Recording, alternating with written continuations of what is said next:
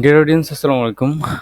আজকের ভিডিওতে আপনারা জানতে পারবেন ফটোশপের মাধ্যমে একটি ইমেজ থেকে ব্যাকগ্রাউন্ড রিমুভ করার জন্য আমরা কতগুলো সিলেকশন টেকনিক ইউজ করি।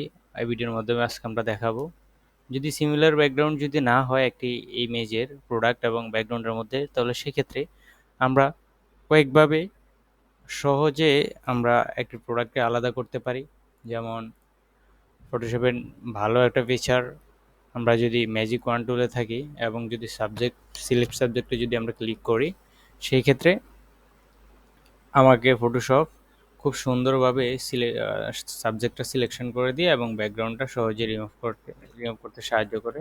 লাইক আমি যদি এই মুহূর্তে যদি back space control shift I দিয়া সিলেকশনটা সরিয়ে যদি ব্যাক স্পেস যদি ইউজ করি, তাহলে আমার সিলেকশন সরিয়ে অটোমেটিক আমাকে প্রোডাক্টটা রয়ে গেছে এবং ব্যাকগ্রাউন্ডটা রিমুভ হয়ে গেছে। সেম এজ আমি যদি কুইক সিলেকশন টুল দিয়ে শুধুমাত্র প্রোডাক্ট যদি আমি সিলেকশন নিতে চাই, শুধুমাত্র প্রোডাক্ট, সেই ক্ষেত্রেও আমার খুব সহজেই প্রোডাক্টটা সিলেকশন করা যায়। কোনো জায়গায় যদি মিসিং থাকে, সেক্ষেত্রে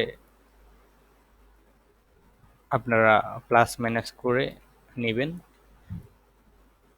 তবে খুব একটা সময় লাগে না এবং লাগার কথাও না, জাস্ট টেকনিকটা জানতে হবে।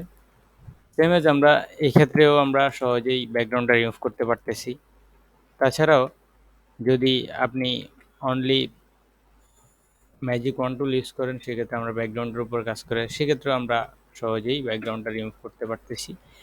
এবং আপনি যদি ব্যাকগ্রাউন্ডে ইরেজ টুল ইউজ করেন একটা ব্যাকআপ লেয়ার রেখে, তাহলে সেক্ষেত্রেও আপনি সহজেই